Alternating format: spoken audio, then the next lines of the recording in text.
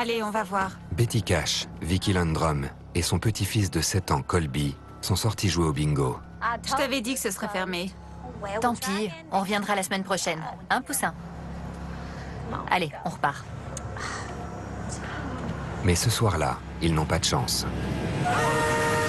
Hé! Ça va? Ça va? Allez. Allez, on rentre à la maison.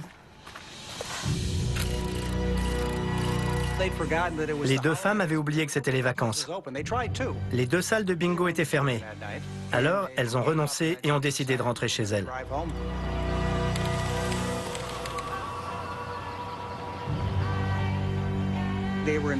Elles étaient dans la région de Piney Woods, au Texas, une zone peu habitée, et elles roulaient sur une route de campagne. T'es sûre de savoir où tu vas? Sûre et certaine.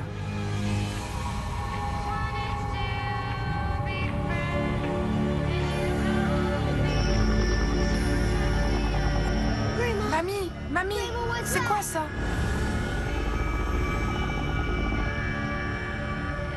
Je sais pas, mon chéri. Sur la route, elles aperçoivent au loin quelque chose qui brille près du sol. Au travers les arbres, elles ont du mal à savoir ce que c'est. Tout ce qu'elles voient, c'est que c'est très lumineux. C'est un avion qui atterrit.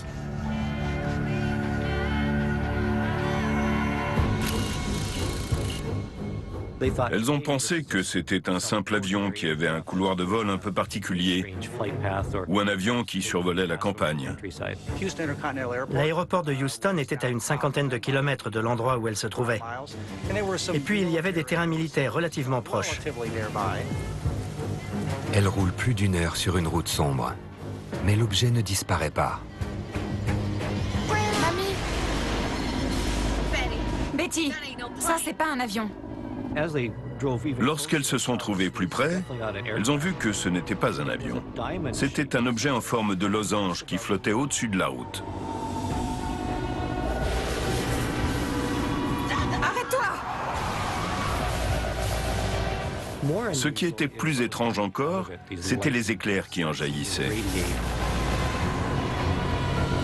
Elles ne devaient pas se trouver à plus de 40 mètres à ce moment-là. Betty a voulu faire demi-tour.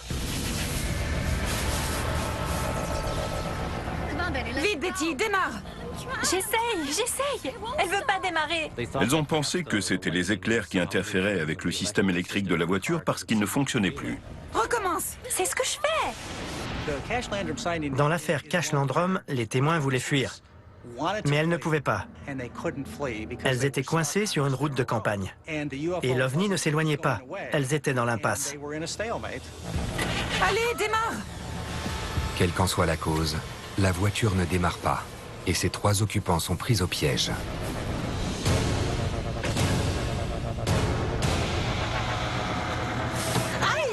Ils avaient peur pour leur vie.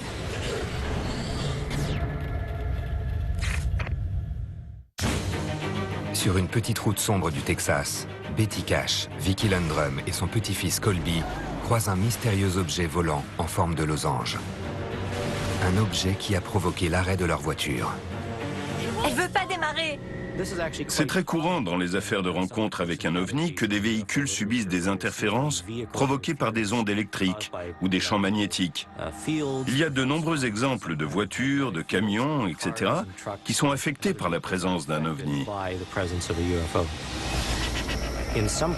Dans certains cas, les témoins ont l'impression d'avoir été choisis pour une raison ou pour une autre. Attends un peu, Betty. Attends un peu. Comme beaucoup de gens au Texas, Vicky Landrum était une femme très religieuse.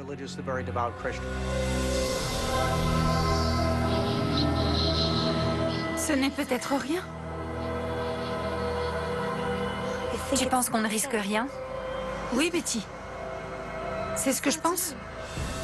C'était tellement spectaculaire qu'elle a pensé que c'était le second avènement du Christ.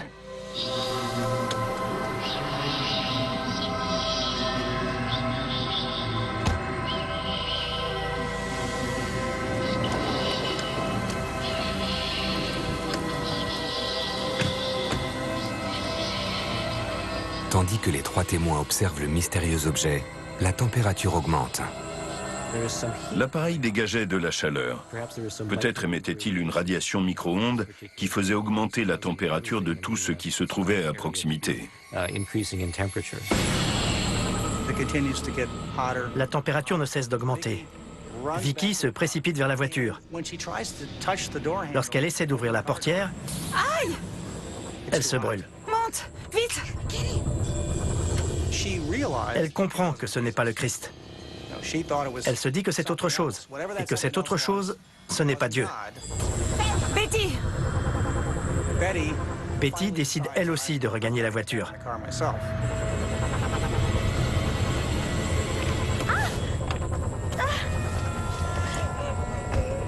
Il fait trop chaud là-dedans. Dans l'habitacle, la chaleur était intenable.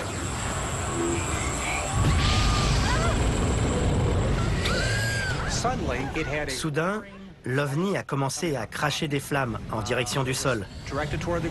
Et c'était par intermittence.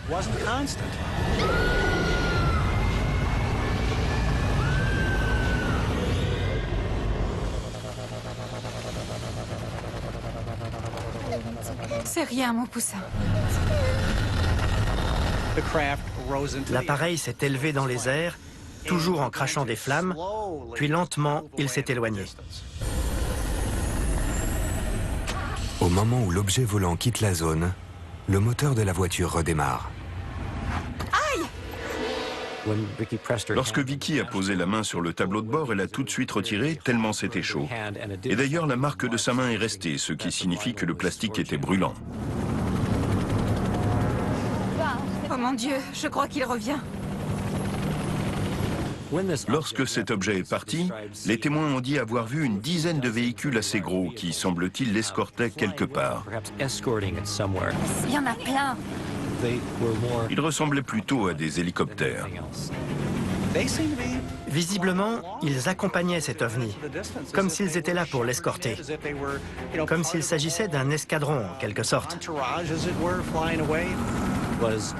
S'agissait-il d'une opération militaire, peut-être d'une opération secrète qui avait été malencontreusement vue par 3 témoins dans une zone rurale du Texas? Se peut-il que le gouvernement américain ait développé un tel appareil? Non, il n'y a pas d'appareil en forme de losange. Pourquoi penser qu'il s'agit d'un véhicule fabriqué en secret par le gouvernement? Je ne sais pas ce qui se passe, Betty. Emmène-nous loin d'ici.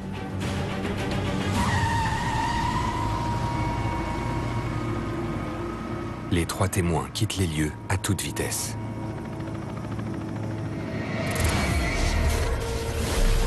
Ils resteront profondément marqués par ce qu'ils ont vécu. 4 jours après l'incident, Betty Cash est hospitalisée. Elle souffre de brûlures au 2e degré, de terribles nausées et perd ses cheveux.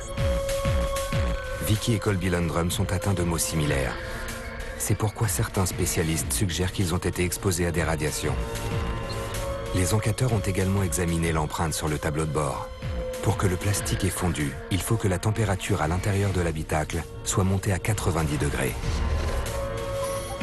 Les flammes que les témoins ont vues sortir de l'appareil font penser qu'il s'agissait peut-être d'une fusée, d'un avion à réaction ou d'une montgolfière.